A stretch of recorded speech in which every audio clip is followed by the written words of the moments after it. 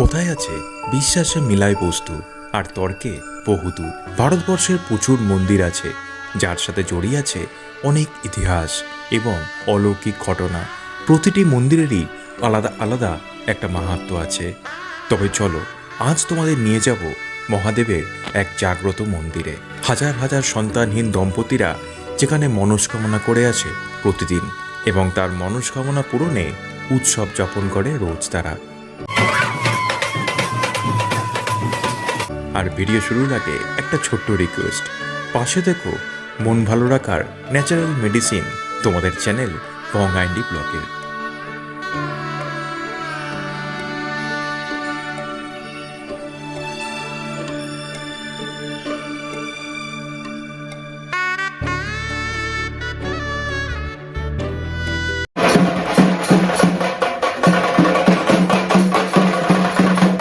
Hi friends, welcome to my new blog. কেমন আছো সবাই? আশা করি তোমরা সবাই ভালো আছো, সুস্থ আছো। আজকের ভিডিওতে আমি তোমাদের নিয়ে যাব বড় কাছারি, যেখানে রয়েছে বাবার এক মন্দির। বড় কাছারি মন্দির কিন্তু বহু পুরনো এবং বিখ্যাত।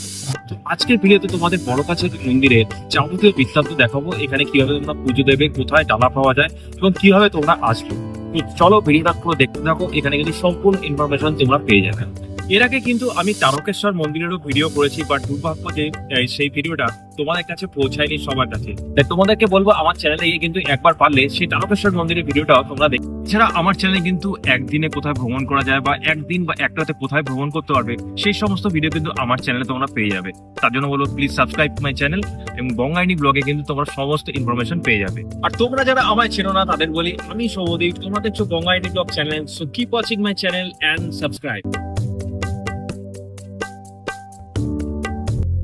সকাল সকাল আমরা বেরিয়ে পড়েছি আজ বড় কাছারি বাবার দর্শনে। সবুজ প্রকৃতির মাঝে শীতের সময় এই যাতায়াত দারুণ লাগবে তোমাদের। ট্রেন থেকে নেমে আমরা অটো রিজার্ভ করে যাচ্ছি মন্দিরের দিকে। তবে তোমরা কিভাবে এখানে আসবে তার সমস্ত বিবরণ কিন্তু এখানে পেয়ে যাবে, এবং কিভাবে যাচ্ছি সম্পূর্ণ ডিটেলস থাকবে ভিডিওর মধ্যে। তাই বলবো শেষ অবধি ভিডিওটা দেখতে থাকো। অটো ভিতরে প্রবেশ করবার সময় দেখছি বেশ ভালো ভিড় আছে আজ। বারবার এখানে অটো থামাচ্ছিল এখানকার মন্দির কর্তৃপক্ষের লোকজনেরা, কারণ যেখানে অটো বা গাড়ি নিয়ে তোমরা আসবে সেখানে কোনো দোকানের সামনেই তোমাদের পার্কিং করতে হবে। কিন্তু আমরা যাচ্ছিলাম আমাদের চেনা জানা প্রসেনজিৎদার দোকানে, যেখান থেকে পুজোর ডালা ও সামগ্রী নিয়ে যাব আমরা পুজো দিতে।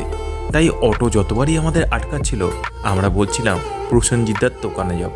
তারপর সেখানেই আমরা অটো রেখে পুজোর ডালা আমরা কিনে নিই। এখানে বড় কাছারি এই মন্দিরে কিন্তু অনেকে বিয়েও করে। তো এখানে আমার সামনে দেখতে পাচ্ছি একটা বিয়েও হচ্ছে। তো বিয়ে করেও এখান থেকে কিন্তু মানুষজন যায়, অনেকে কিন্তু বিশেষ করে মানত করার জন্য কিন্তু এখানে আসে। তো এই হচ্ছে মন্দিরে প্রবেশের আগে এরকম কিন্তু পুরো রাস্তা পড়বে, যেখানে খাওয়া দাওয়া বিভিন্ন দোকানপত্র কিন্তু সব রয়েছে। তো চলো আরো আগে যাওয়া যাক। এখানে 21 টাকা 51 টাকা থেকে শুরু করে বিভিন্ন ধরনের ডালা এখানে পাওয়া যায়। যত বেশি সংখ্যক তোমরা পুজো সামগ্রী এখান থেকে কিনবে তত বেশি কিন্তু ডালার দাম এখানে বাড়বে। এখানকার মূল প্রসাদ হলো বাতাসা এবং খেলনা, সঙ্গে সন্দেশও তোমরা নিয়ে নিতে পারো। আমরা এখন এখান থেকে কিন্তু নিয়ে নিলাম সমস্ত পুজোর সামগ্রী।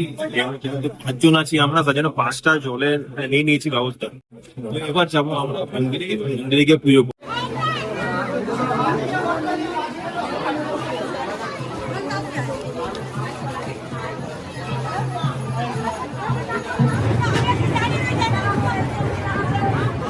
এই শিবলিঙ্গটা কিরকম দাম আছে? 450 টাকা।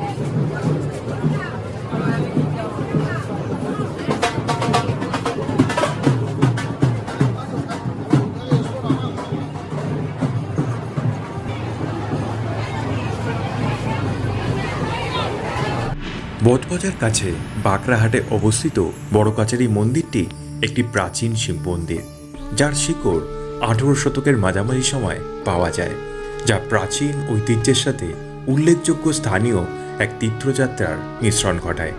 এবং এটি একটি মূল শক্তিপীঠ বা একটি মহান শিব তীর্থস্থান হিসাবে পরিচিত, যা শতাব্দী ধরে ভক্তদের আকর্ষণ করে। তখন বাংলায় রাজত্ব করছে আলীবর্দী খাঁ। সেই সময় বর্গী আক্রমণে বাংলায় এক ভয়ানক তাণ্ডব আতঙ্ক ছিল। মারাঠা বর্গী অর্থাৎ মারাঠা দস্যু। এদের কাজ ছিল লুটতরাজ, খুন, জখম। তবে এদেরকে অনেকেই ইতিহাসে মারাঠা সৈন্য বা শিবাজী মহারাজের সৈন্যের সাথে গুলিয়ে ফেলে। আদতে এটা কিন্তু নয়, এরা ছিল মারাঠা দস্যু বাহিনী। তাই সেই সময়কার ইতিহাসে একটি প্রচলিত গান ছিল, যা আজও শোনা যায়। সোনা ঘুমালো, পাড়া চুরালো, বর্গি এলো দেশে, বুলবুলিতে ধান খেয়েছে, খাজনা দেব কিসে। মারাঠা বর্গীদের আক্রমণ থেকে পালিয়ে আসা স্থানীয়রা ঘন জঙ্গলে একটি পবিত্র স্থান খুঁজে পায়, যা তারা পরবর্তীকালে বড় কাছাড়ি নামকরণ করে। সেই সময় এই স্থান ছিল ভয়ঙ্কর সুন্দরবনের অন্তর্গত।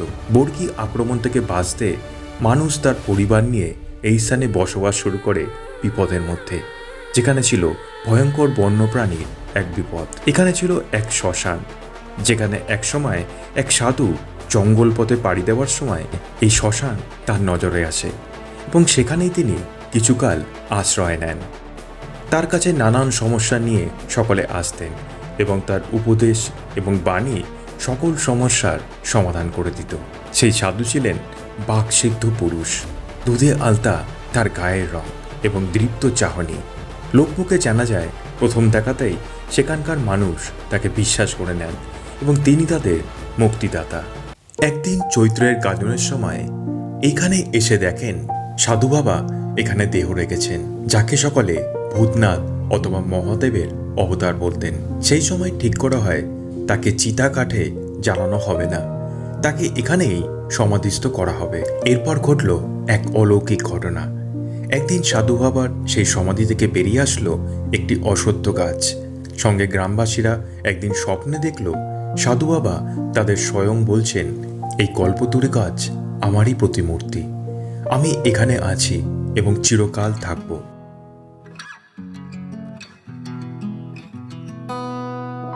আমি স্বয়ং শিব শম্ভু, ব্রহ্ম তারকনাথ।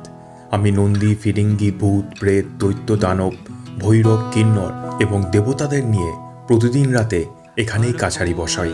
তোরা এক মনে আমায় ডাকিস, তোদের রোগ, শোক, দুঃখ, তাপ সকল কিছু দূর হবে, তোদের সকল কার্য সিদ্ধ হবে। লোকমুখে শোনা যায়, বাওয়ালি মণ্ডল জমিদারের এক গোমস্তা নাকি স্বচোখে দুদিন শনিবার ও মঙ্গলবার গভীর রাতে ভূতের কাছারির এই দৃশ্য দেখেছিলেন, যার শিরোমণি ছিলেন ভূতনাথ স্বয়ং শিব শম্ভু। আজও তাই এখানে প্রতিদিন লক্ষ লক্ষ দর্শনার্থী এখানে আসে এবং শনিবার এবং মঙ্গলবার বিশাল ভিড় হয় এখানে। আমি আজ এসেছি শনিবার। বর্তমানে এই অশ্বত্থ গাছের পাশে মন্দির নির্মাণ করা হয়েছে। অশ্বত্থ গাছটি 1972 সালের বন্যায় পড়ে গেলে এখানে আরেকটি অশ্বত্থ গাছ রোপণ করে এখানকার মানুষ। সবচেয়ে অদ্ভুত ব্যাপার, বাবার এই মন্দিরে প্রার্থনা করতে আসে হিন্দু সহ মুসলিম, বুদ্ধ, জৈন ধর্মের মানুষেরাও।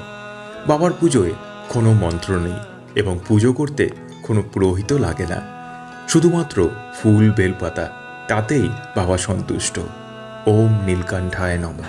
कर्पूर गौरम करुणावतारम संसार सारम भुजगेन्द्रहारम सदा वसंतम हृदय। এখানে দোকান থেকে পুজোর জন্য যে ডালা তোমরা সংগ্রহ করবে, তাতে যে পাত্রটি দেওয়া হয় সেই পাত্রটি ফাঁকা থাকে, কারণ পুজো দেওয়ার জন্য তোমাদের এই পাত্রটিতে জল ভরে নিতে হবে সামনে দুধ পুকুর থেকে। এই দুধ পুকুরেই একসময় সাধু বাবারূপী মহাদেব স্নান করতেন। সেই থেকে এই দুধ পুকুর বা এই পুকুরটি খুবই পবিত্র বলে মানা হয়। তাই বাবার পুজো দেওয়ার জন্য এখান থেকে জল সংগ্রহ করে তারপর সেই শিবলিঙ্গে জলদান করা হয়। সেই মতো আমরাও তাই এই দুধ পুকুর থেকেই জল সংগ্রহ করে পুজোর জন্য আমরা যাচ্ছি। আজ শনিবার, তাই আজ কিন্তু বিরাট ভিড় এখানে রয়েছে। তোমাদের আগে বলেছি, কথিত আছে মঙ্গল ও শনিবার এখানে কিন্তু কাছারি বসাবার ঘটনাটি সচক্ষে দেখেছিলেন এক ব্যক্তি। সেই কারণে মঙ্গলবার ও শনিবার এখানে বিশাল একটা ভিড় হয়ে থাকে। বাকি দিনও এখানে কিন্তু ভিড় থাকে, কিন্তু মঙ্গল ও শনিবার ভিড়টা বেশ চোখে পড়ার মতো। মন্দির খোলা থাকে ভোর 4টে থেকে এবং বন্ধ হয়ে যায় সন্ধ্যে 7টার সময়। তাই এই সময়ের মধ্যে তোমরা আসলে এখানে অবশ্যই পুজো দিয়ে চলে যেতে পারবে। তোমরা যে অশ্বত্থ গাছটি দেখছো, এই অশ্বত্থ গাছের নিচেই কিন্তু রয়েছে সেই সাধু বাবার সমাধি। এখানে কিন্তু সন্তান কামনা করে, যাদের সন্তান হচ্ছে না তাদের সন্তান কামনা করে কিন্তু এখানে বহু মানুষ আসে, এবং যাদের সন্তান পুত্র সন্তান হয় তাদের ক্ষেত্রে কিন্তু গোপাল নিয়ে আসছে, এবং যারা কন্যা সন্তান হয় তারা কিন্তু সীতা মা বা লক্ষ্মী মায়ের কিন্তু একটা মূর্তি নিয়ে আসছে। তো সেটা তোমরা দেখতে পাচ্ছ। সন্তান প্রাপ্তির আশা কিন্তু মানুষের কাছে একটা বড় প্রাপ্তি, ছেলে হোক বা মেয়ে হোক। যাদের সন্তান নেই তারাই কিন্তু জানে সন্তান না হবার জ্বালাটা কি। তাই যাদের সন্তান হচ্ছে তারা কিন্তু এখানে উৎসব করে আসছে এবং মানস পূরণ করছে। তো এখানে কিন্তু সানাই ঢাক বাজিয়ে কিন্তু তারা সেই উৎসব যাপন করছে। তো আমি বলবো যে যাদের মেয়ে সন্তান আছে তারা যারা বলো যে মেয়ে হয়েছে, বাট দেখো যাদের সন্তান বাবা মার ডাক শোনারও অবকাশ নেই, তাদের কাছে কিন্তু সন্তান অনেকটাই জিনিস। ছেলে হোক বা মেয়ে হোক, এই সবাই সমান। সন্তানের জন্য মনস্কামনা করে মায়েরা এখানে দুধ পুকুরে স্নান করে, এবং এখানে স্নান করবার পর তারা দণ্ডি কেটে পুরো মন্দির প্রদক্ষিণ করে। মনস্কামনা পূরণের জন্য তারা ভক্তি ভরে এই কাজ করে থাকে। মনস্কামনা পূরণের পর এখানে ঢাক ঢোল বাজিয়ে উৎসব যাপন করে। পুত্র সন্তান হলে গোপালের বিগ্রহ, এবং কন্যা সন্তান হলে সীতা মা এবং লক্ষ্মী মায়ের বিগ্রহ নিয়ে মন্দির পুরো প্রদক্ষিণ করে। সঙ্গে সন্তানকে এই দুধ পুকুরে ডুব দিয়ে ভগবানকে ধন্যবাদ জ্ঞাপন করে। এই রীতি বহুকাল ধরে এখানে চলে আসছে।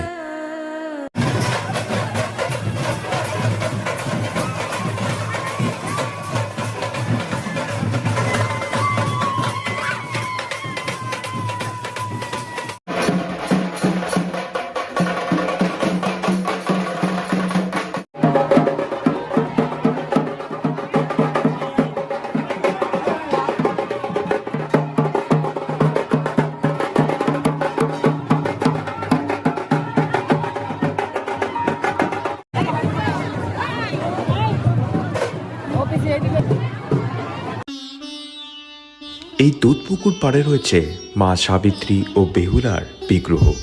সকল সধবা নারীরা শাখা সিঁদুর নিবেদন করে এখানে তাদের স্বামীর জন্য মঙ্গল কামনা করছে। এজন্য এক অপরূপ দৃশ্য, যেখানে চেনা জানা কোনো বাধা নেই। সকলে সকলকে সিঁদুর দান করছে, মাখাচ্ছে। এই মিলন মেলা শুধুমাত্র বাবার কাছেই দেখা যায়, যেখানে আছে সবাই এক, যেখানে নেই কোনো ভেদাভেদ। আর বাবা ভোলানাথ তাই আদি শক্তি, যার না আছে কোনো পাওয়ার মোহ, আর না আছে কিছু হারাবার ভয়।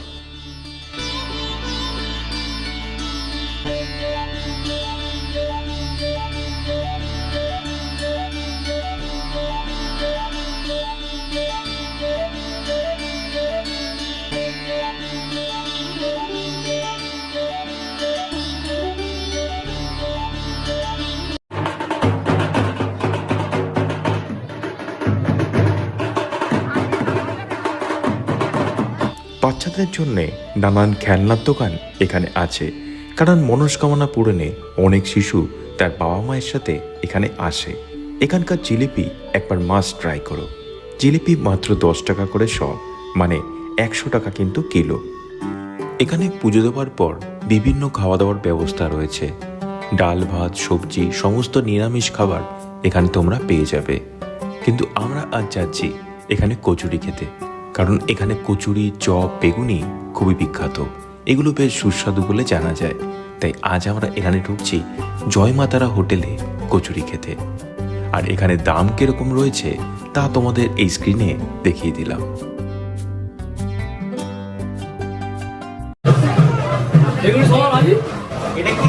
বেগুনি খাবে?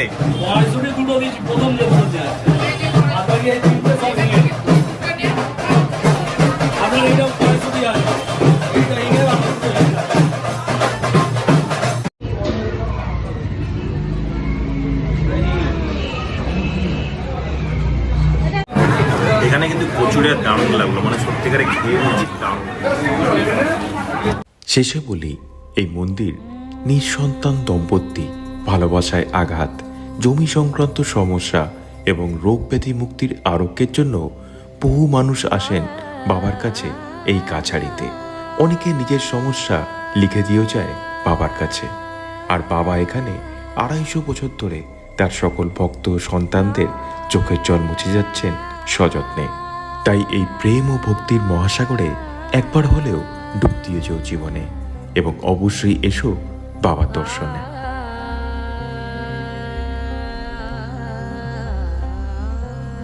এবার তোমাদের বলি তোমরা এখানে আসবে কি করে। এখানে আসবার জন্য কিন্তু একটু প্রবলেম আছে, কারণ হচ্ছে তোমাদের আসতে হবে কিন্তু শিয়ালদা থেকে ট্রেন ধরে কিন্তু আসতে হবে বজবজ স্টেশন, এবং বজবজ থেকে কিন্তু তোমাদের আসতে হবে অটোতে। বজবজ থেকে কিন্তু তোমাদের অটো ধরতে হবে, বাট অটো কিন্তু এখানে নর্মালি আসে না, এখানে কিন্তু তোমাদের অটো রিজার্ভ করে নিতে হবে বড় কাছারি আসবার জন্য। এছাড়া আরেকটা অপশন আছে, সেখানে তোমরা যদি বজবজ স্টেশন থেকে অটো করে চড়িয়াল আসতে হবে। চড়িয়াল থেকে কিন্তু আবার শাটেল গাড়ি ধরে তোমাদের আসতে হবে কিন্তু বাঁকড়াহাট মোড়, এবং বাঁকড়াহাট মোড় থেকে কিন্তু আবার টোটো বা অটো ধরে কিন্তু চলে আসতে হবে বড় কাছারি মন্দির। টানা একভাবে আসার কিন্তু কোনো গাড়ি কিন্তু এখানে পাওয়া যায় না। তো আশা করি ভিডিওটা তোমাদের সকলের খুবই ভালো লেগেছে। তো ভিডিওটা যদি ভালো লেগে থাকে তাহলে কিন্তু সবাইকে রিকোয়েস্ট করবো প্লিজ পাশে দেখো আমার।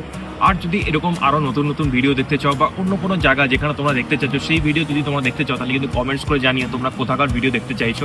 তো দেখা হয়ে যাবে নতুন কোনো ভিডিওতে, নতুন কোনো জায়গায় নতুন কোনো তথ্য নিয়ে আবার চলে আসবো। ততদিন তোমরা ভালো থেকো, সুস্থ থেকো, চলো বাই।